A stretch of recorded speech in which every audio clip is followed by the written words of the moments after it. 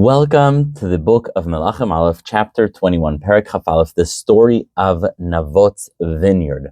Wow, what a powerful moral story. In fact, one of the most famous terms in Hebrew comes from this chapter, Haratzachta v'gam yarashta. I'll tell you in a moment what that is about. So, after the whole issue of Eliyahu and Izebel settles down, we had a war between Israel and Aram. Now we have the story of Navot's vineyard. Navot is a guy who minds his own business. He works at his vineyard. He loves it. It's his own property. He is not looking for trouble. Problem is, Achav is his neighbor. And Achav, his neighbor, comes over to him and says, "Hey, I would love to have your property. It's very close to me. It's real estate that's nearby. And I'll give you an equal type of vineyard. What do you say? Do you take that deal?" The king of Israel comes to you and says, "Okay, give me your ancestral fields, vineyards. I'll give you the same one, just somewhere else, so that I can take your vineyard and turn it into some kind of garden.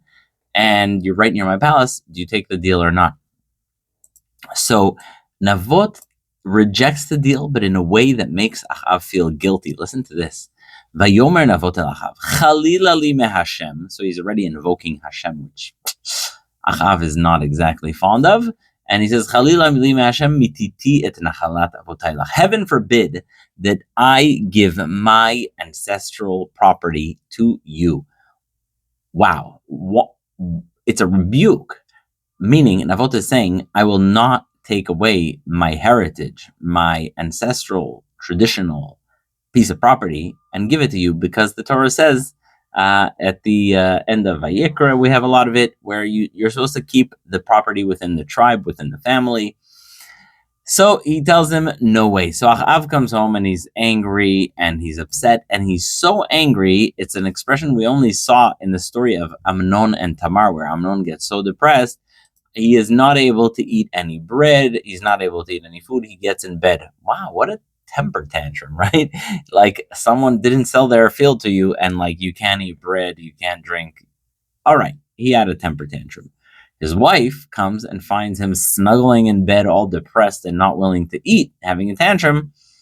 And she's like, "Why aren't you eating?" He says, "Well, because I asked Navot HaYisraeli," think about Israel, and he says, and he won't give me his vineyard. Izebel is like, yo, you are a weak man. Well, she doesn't say it like that, but she's like, are you going to be king? Come eat, and I'll take care of it. And she writes letters in the name of Achav using his seal. By the way, you can tell who wore the pants in that family. Izebel writes letters in the name of Achav, and she signs with his signature, saying to the people in the city of Navot, I need everybody to fast, and I need everyone to be in an assembly, and Navot should be sitting at the head of the assembly, and I need you also, this is where she gets very dirty, I need you to hire 2 false witnesses that are going to lie about Navot. I need you to have 2 false witnesses that are going to lie and say that Navot cursed Hashem and that he cursed Achav, and I need him to end up with the death penalty. Yikes, that's like North Korea style situations, right? So it's all a fixed trial, and there's no hope for Navot. So indeed they do that. Everyone's fasting. It's like, oh, Gewalt. Everyone's like, oh, what are we going to do? Tragedy. What's the tragedy? Bring Navot over. 2 witnesses come and say Navot cursed Hashem. He cursed the king. Not true, but they do it. And he gets the penalty, whose name we shall not mention. But let's just say that by that evening, Navot was no longer alive. And they send Izebel a letter. They're like, okay, it's very like a Godfather Italian mafia type of situation from the movies, where they're like, okay, the issue has been resolved. And yeah, was that a good Italian accent from the movies? Maybe. Anyhow, they're like, yeah, he's done. Navot is gone. And so Izebel comes and she's like, righty, you can now take the vineyard of Navot. And he refused to sell it to you. Well, guess what? You get it now for free. And why don't you go take his vineyard? And Achav is like, yay, problem has been solved. The issue has been removed. let me go see the vineyard of my dreams that I love so, so much. And he goes, and suddenly, as he's going down, Hashem speaks to Eliyahu and says, go speak to him at this vineyard. And this is where the very, very, very famous term comes, where he says, Ko amar Hashem, haratzachta v'gam yarashta. Have you murdered and also inherited? That's what Hashem is saying. Hashem is saying, did you kill Navot and you also inherited him? What a moral abomination. Because there's nothing possibly worse than someone taking someone else's life. But you know what's worse than that? When they take their life and they become the beneficiary of the inheritance. So, yeah, how can you dare to do that? And Hashem says, you know what the punishment for this is? The punishment for this is in the place that you have taken the vineyard of Navot. That is where the place where your life will end in a pretty brutal way. I'm not going to even share the details, but basically, pretty horrible stuff is going to happen to you in this chapter. And so Achav comes to the vineyard. He's so happy, and he sees Eliyahu, and he's like, "Oh, my enemy, have you found me?" And so Eliyahu says to him in the name of Hashem, since you have been addicted to do what is wrong in the eyes of Hashem, I will bring something so tragic on you. You will have no descendants. Your house will be like the house of Yerovam ben Nevat and Baasha ben Achia, which were completely obliterated.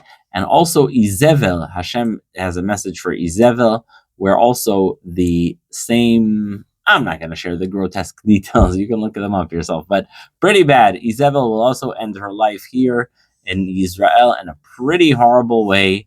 I'm not going to say it. Pretty horrible way. And then the pasuk says something quite extraordinary. It says, there was never, ever someone as bad as Achav and his wife. There was never anyone as bad as Achav who was addicted to doing bad in the eyes of Hashem. But why did he do it? He was incited and dragged into it by his wife Izebel. He followed all the Avodah Zarah like the Amori people. And when Achav hears that, he actually doesn't laugh about it. He actually tears his clothing, puts sack on his body, and he fasts and he walks slowly. And credit is due when credit is due. Hashem says to Eliyahu, you know what? You see how he's taking what I'm saying seriously? It's still going to come to him, but because his heart is now more humble, I will not bring it in his days, but I'm going to bring it in the days of his son. That's when the house of Achav is going to be annihilated.